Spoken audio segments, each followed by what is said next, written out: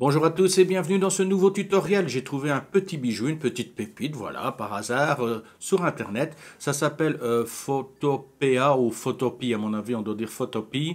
Et en fait, c'est un logiciel, c'est marqué ici, hein, c'est un logiciel de retouche de photos qui ne fonctionne uniquement qu'en ligne. Donc, vous n'avez pas besoin de télécharger quoi que ce soit, vous travaillez directement en ligne. Vous allez voir, c'est assez pratique. Donc, vous cliquez, hein, donc Photopea. Et vous avez le lien ici, photopea.com. On clique et il ouvre directement, voilà, la page. Ça ressemble énormément à Photoshop. Enfin, oui, c'est quasiment comme Photoshop. Il y a quelques éléments en moins, sauf qu'ici, c'est totalement gratuit. Alors, il y a effectivement une possibilité d'avoir un compte. Là, vous voyez, c'est gratuit. Vous avez tous les outils. Et si vous décidez de prendre la version payante, vous aurez tous les outils. Vous n'aurez pas cette publicité qui apparaît ici. Et vous aurez plus d'informations sur l'historique. Oh, ça ne sert pas à grand chose. Donc, la version gratuite, à mon avis, suffit très largement. Alors, voilà, la page d'accueil, ça se présente comme ça. On vous demande si vous voulez un nouveau projet, si vous voulez ouvrir depuis votre ordinateur ou depuis des modèles. Alors, si on regarde par exemple sur un nouveau projet, voilà, on clique. Et il y a quand même déjà pas mal de choses assez sympathiques qu'on vous propose. Là, par exemple, on vous propose plein de choses déjà existantes. Voilà, on vous demande si vous voulez avec des symboles, avec des photos. Voilà, vous enlevez si vous voulez pas de photos ou avec des photos. Et par exemple, vous prenez cette photo-ci, celui-ci, et vous avez déjà donc le montage qui est prêt.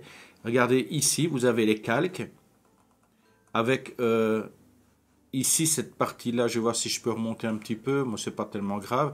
Donc la partie ici texte, le grand texte ici, le deuxième texte ici, le second calque, c'est le deuxième texte ici, avec un rectangle qui a été posé pour donner un ton un peu plus sombre, un peu plus gris, et la photo. Là, vous allez voir, par exemple, le calque est ici, je le cache, j'enlève le petit œil, et regardez, la photo est devenue claire, et là, on a un cadre de nouveau, un cadre noir qui a été posé, et ensuite, dont l'opacité a été réduite à 25%. Regardez, d'ailleurs, le calque ici est pris, le rectangle est sélectionné, je prends la partie 25%, regardez, je l'augmente, et regardez comme la photo s'assombrit. Donc le cadre devient noir, le rectangle noir devient noir, et là on va réduire son opacité, on va revenir à 25 tel qu'il était, ou on peut le mettre à 0, et c'est comme s'il avait totalement disparu. Voilà un petit peu pour vous présenter les calques. On verra plus en détail ce logiciel, là on va le survoler, et le découvrir en même temps, parce que je n'ai pas encore tout regardé, et je pense qu'il y a des choses intéressantes. Donc voilà, il y a déjà des choses existantes ici. Donc on ferme, on n'en a pas besoin. Ok. Oui, qu'est-ce que j'ai vu également? Il y a plus, dans plus ici, on clique, il y a possibilité de changer la langue. Oula, qu'est-ce qu'il me fait là? Je reviens en arrière. Alors, plus, changer la langue. Voilà. Si vous ne l'avez pas en français, vous voyez, il y a plein de langues disponibles. Moi, je l'avais déjà placé en français. Donc, si vous l'avez en anglais, vous allez dans plus, langue, et vous marquez en anglais. Même chose pour le thème. Il est en... Voilà, choisissez le thème qui vous convient le mieux. Moi, je laisse... Voilà, vous voyez, il y a Purple. Voilà, je vais le laisser comme ça. Ça me convient très bien. Bon, voilà, vous avez la langue, vous avez la couleur du thème. On peut également créer des... Vous avez vu dans les nouveaux projets, voilà, vous avez évidemment tous les modèles qui sont présentés ici, qui sont disponibles. Il y en a déjà quelques-uns, il y a de quoi faire. Mais très intéressant ici, regardez, soit vous créez un nouveau projet en mettant les dimensions que vous voulez avec un arrière-plan spécifique, mais regardez ici, ils ont déjà mis, par exemple, c'est classé par thème, réseaux sociaux, regardez, page Facebook. Là, c'est pour partager une image Facebook, un événement, pour les têtes, les couvertures, les headers de Facebook. Il y a aussi pour le Instagram, le format carré, pour les stories Instagram. Donc voilà, vous avez déjà la mise en forme qui est prête avec le format. Si par exemple vous voulez faire partager une photo sur Instagram, vous avez YouTube aussi. Par exemple, vous choisissez une photo Instagram. vous n'aurez qu'à cliquer dessus, elle sera directement mise à dimension. Vous avez également ici l'onglet impression. Vous voyez, vous aurez directement le format A3, A4, A5, vous choisissez. Vous avez également le format photo. Bon, c'est en inch, c'est pas mis en centimètres malheureusement. Vous avez un autre format écran. Par exemple, vous avez un Full HD, donc ça vous met directement en 1920 pixels par 1080. Ou par exemple, moi, si je fais des vignettes pour YouTube, ben moi je prends toujours le format 1280 par 720. Donc en cliquant ici, j'aurai directement la bonne dimension de la vignette destinée à YouTube. Idem, en fonction des téléphones, vous pouvez directement faire un recadrage ou avoir le format idéal pour le photo pour envoyer sur un mobile spécifique. Pour des annonces aussi, il y a différents formats d'annonces. Si vous voulez insérer des publicités sur un blog par exemple, voilà, il vous donne directement les dimensions 728 x 90, du 320 x 100. Là, c'est plutôt pour des widgets. Et on a également ça, ce sont tous les formats carrés. 16 pixels, 32 pixels, du 512 par 512. Voilà, ce sont tous des formats carrés disponibles. Donc par exemple, vous voulez faire une photo pour Instagram en 1080 par 1080. Regardez ici le projet actuel, il est à 1280 par 720. Bon, non, vous le format que vous voulez, c'est Instagram 1080. Donc vous sélectionnez Instagram et tout de suite il met à 1080 par 1080. L'arrière-plan est en blanc, noir, transparent. Par exemple, bon, vous pouvez le laisser en blanc par exemple. Et ensuite vous cliquez sur créer. Et vous avez directement votre cadre à disposition. Alors j'ai vu aussi qu'il y a dans la partie fenêtre aussi, regardez, action, ajustement, pinceau. Donc j'ai déjà sélectionné une bonne partie et regardez, tout ça apparaît ici. Je vous donne un exemple avec ici, regardez le petit onglet. Hop. C'est l'onglet galerie. En fait, il y a trois onglets. Il y a l'onglet CSS, il y a l'onglet guide et l'onglet galerie. Vous voyez, ils sont tous regroupés dans un même petit rectangle.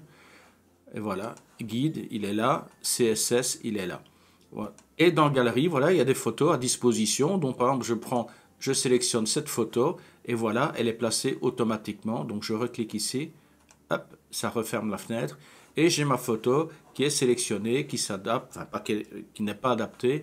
Et ensuite, je n'ai plus qu'à l'agrandir pour qu'elle vienne remplir, par exemple, toute la taille ici de ma photo Instagram.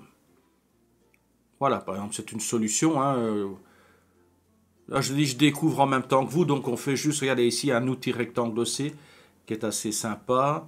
La couleur, on va mettre du blanc. On va tracer donc un rectangle. Boum, et j'ai un rectangle blanc qui s'est installé ici. Et puis bah, du texte, un outil texte. On va mettre Hello par exemple. Il est où? Ah, il est là-haut, ici. Il est à 24, même pour le texte ici, regardez, il y a un onglet. Soit je donne à partir d'ici, j'agrandis le texte. Je peux prendre le texte et le déplacer. Voilà. Mais j'ai également les options à partir d'ici, texte et taille. On peut encore agrandir. On peut modifier le lettrage. On peut faire voilà, plein de petites choses ici. Hein, on va découvrir ça plus en détail. C'était juste pour vous montrer. Voilà, hello. Et par exemple, le cadre, donc on a ici, regardez, hello, ça c'est le texte. On a la forme, c'est le rectangle que j'ai installé. Il y a la photo qu'on a téléchargée et l'arrière-plan 1080 par 1080. Donc si je choisis le calque forme ici, voilà, c'est le calque forme qui est sélectionné. L'opacité, hop, je réduis, allez, à 60 par exemple, voilà. Et une fois que c'est fait, j'ai envie d'envoyer ma photo quelque part, ou alors, par exemple, je sélectionne la photo qui est ici. La photo ici, je descends, voilà, la photo. Je sélectionne la photo, et regardez, dans Fenêtre, j'ai choisi l'option Ajustement, Et ici, j'ai plein d'ajustements qui se sont mis à disposition. Luminosité, voilà, j'ai sélectionné donc la photo et je peux jouer sur la luminosité. Même chose à partir des courbes ici. On peut jouer sur quoi? Sur, alors on va refermer les propriétés. Ouais, il y a pas mal de choses, hein. Normalement, ça devrait s'afficher. Noir et blanc, filtre photo, mélangeur de cadeaux et filtre photo. On va regarder ce que ça donne. Ah oui, c'est un petit peu pour donner des couleurs. Là, il est dans les oranges. On va sélectionner un peu plus bleu. Voilà, couleur bleue. OK. Et voilà, la photo est passée en bleu. Et on peut retirer ou ajouter de la dominance bleue, par exemple. Voilà. Et une fois que votre photo vous semble correcte, ben, il n'y a plus, à mon avis, où est-ce que ça peut se trouver là? Ah, envoyer en PNG ou exporter, à mon avis, c'est peut-être par ici, mais ça doit aussi ouvrir, publier en ligne, PNG, enregistrer, exporter. Ouais, et ici, exporter en tant que PNG, JPEG, SVG, GIF. Hein. Oh là, il y a plein de formats. Il y a même du WebP, un nouveau format qui compresse encore plus. Par exemple, là, la photo, je vais la mettre en JPEG. Donc, je sélectionne exporter en tant que JPEG. Et voilà, il me met la photo à 100%. Elle fait 129,4 kg. Mais je peux réduire. Donc, je peux voir en même temps la qualité. Voilà, vous voyez, si je mets à 0, le poids fait à peine 11 kg, pardon, mais c'est détestable comme qualité. Donc, 70. Là, on estime qu'à 70, j'ai toujours une bonne qualité. Et elle sera à 132. À mon avis, je vais regarder. Oui, en pleine qualité, elle est à 1 méga. Et si je descends à 70, elle tombe à 129 kg. Donc, on peut attacher les métadatas. Vous savez, quand vous prenez une photo, il y a des informations. Mais là, on ne les met pas. Enregistrer. Et voilà. C'est enregistré directement sur votre bureau, sur votre ordinateur. Voilà, on peut fermer. Alors, on peut ouvrir depuis l'ordinateur. Qu'est-ce que je peux faire? Je vais dans les téléchargements. Une photo. Allez, mon Lotus. Voilà, comme ça, le Lotus s'ouvre. Alors, est-ce qu'on a un outil de recadrage? Oui, un outil de recadrage ici. Outil de recadrage. Correction de perspective. Oui, il y a quand même pas mal d'outils qui sont... C'est quand même des outils qu'on utilise souvent, les outils de recadrage. On va voir ici dans les images aussi. Ajustement. Oui, le musée court. Moi, c'est plutôt... Ouais, taille de l'image, effectivement. Si je clique sur taille de l'image, il me dit, bah oui, la taille est énorme. Elle fait 5184 par 3456. Ah, c'est déjà pas mal comme image, hein. Maintenant, si j'ai envie de la réduire, supposons à 1200, on va voir si la hauteur va suivre aussi. Alors, je mets 1200 en largeur. Et oui, et il a automatiquement mis la hauteur en 800. Je clique sur OK. Et j'ai une photo qui, logiquement, j'ai plus besoin de ça. Et maintenant, j'ai un outil loupe aussi, il y a tout ce qu'il faut, hein. Voilà. Ajuster à la zone. Pixels. L'image reste belle. Et regardez ici, par exemple, maintenant je vais mettre l'outil de recadrage. Outil de recadrage.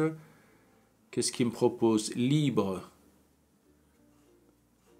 Ou choisir. Qu'est-ce que je vais choisir? La libre, effectivement, on peut aller dans tous les sens et on peut recadrer comme on veut. Allez, je vais faire comme ça. Je vais cliquer sur rognage et il m'a coupé la photo. Mais bon, ça ne me plaît pas comme ça. Je vais revenir à ce que j'ai fait avant. Alors regardez ici, un historique. Je reviens. Taille de l'image et il m'a ramené l'image telle que je l'avais. Donc voilà, elle est normalement à 900 par 500, je crois. Alors on va faire de nouveau. Fichier. Exporter en tant que JPEG. Oui, ah non, 1200 x 800. Voilà. et elle est à 90 kg. Si je mets plein de couleurs, plein de puissance à 100%, 1,1 méga, il y a quand même un bel outil de compression, hein, 70%, et ça fait ceci. Donc je clique sur enregistrer. Et voilà, j'ai la photo enregistrée qui a été recadrée au format que je désirais. Et bien sûr, il y a toujours les outils, hein.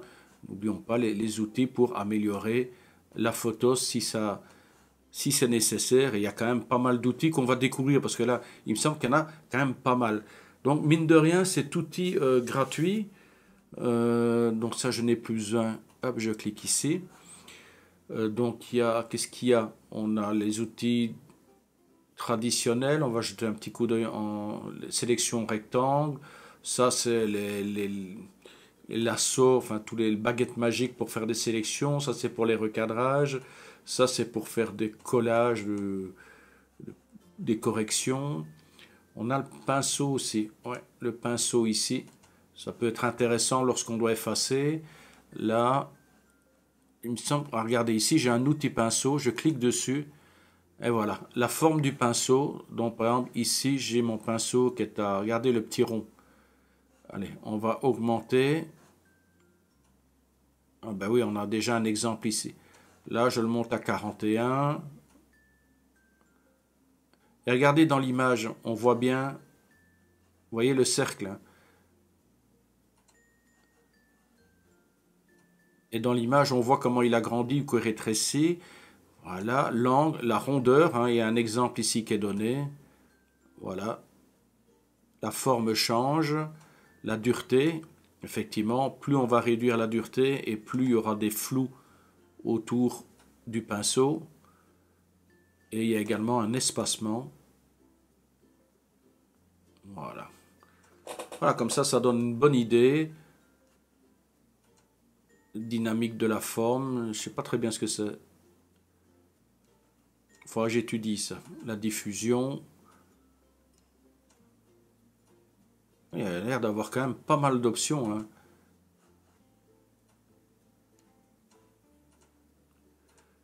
Bon, donc à voir par la suite. Je referme pour le pinceau.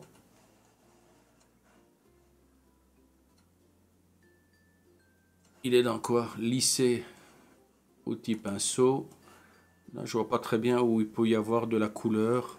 Je verrai ça pour la prochaine fois.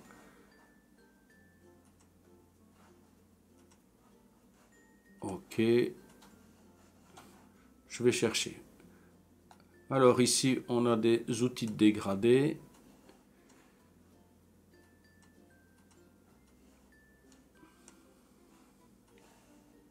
Là, je vais voir un petit peu ce que ça donne. Il y a des outils de flou, des outils de netteté, outils doigt. On verra ce que ça fait. Bon, il y a déjà plein de choses à modifier ici. Les rectangles. Qu'est-ce que c'est que ça? La petite main. Outil main. C'est pour déplacer tout simplement. Et l'outil loupe, plus tous les outils que nous avons ici. Bon, il y a de quoi faire en tout cas. Voilà, donc ça c'était la première découverte de cet outil gratuit, nouvel outil pour retoucher les photos. Je vais l'étudier davantage, je ferai d'autres tutoriels. Donc là, on a fait une petite approche. Les fichiers enregistrés, il y a quand même pas mal de formats d'exportation, d'enregistrer. Il y a les calques, il y a vraiment tout ce qu'il faut pour faire vraiment déjà pas mal de travail. Les éditions, transformations, les images, les contrastes, les transformations, les rognages, les sélections, les filtres. Ah oui, il y a pas mal de filtres aussi. Des flous, des déformations, ajouter du bruit, pixelisation, des rendus, netteté, et filtres divers. Donc ça peut être sympa.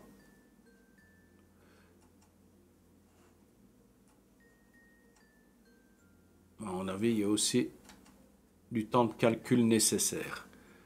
Donc voilà, il va falloir que j'étudie. Ah ben oui, il me met tout ça. Là, je dois aller sur le background pour avoir un effet. Alors, je vais revenir sur l'outil pinceau. Ah ouais, voilà, j'avais oublié de sélectionner. Voilà ce qui ne marchait pas, j'avais oublié de sélectionner. Donc, je vais revenir édition annulée. Voilà, c'est très bien. Donc, dans les filtres, maintenant, effectivement, à partir du moment où le bon calque est choisi, cristallisation, ouais, là, on voit tout de suite que ça fonctionne. Voilà, donc je vais découvrir ça un peu plus en avant pour faire un d'autres tutoriels et ne pas perdre de temps à ce qu'on cherche tous ensemble. Donc une fois que j'aurai trouvé, là aussi par exemple, il y a des, regardez les petites flèches ici. Ça permet d'ouvrir ou de rétrécir les fenêtres. De ce dont on n'a pas besoin, on le vire. Et oui, même chose ici, hein. Il y a possibilité d'agrandir ou de rétrécir pour gagner de la place. Voilà, je ferme ça. OK. Et puis on découvrira plus en profondeur dans d'autres tutoriels. Donc voilà, ce nouveau petit logiciel de retouche de photos, d'images, Photopea. Content de l'avoir découvert, de l'avoir partagé avec vous. À très bientôt pour un autre tutoriel. Bye bye.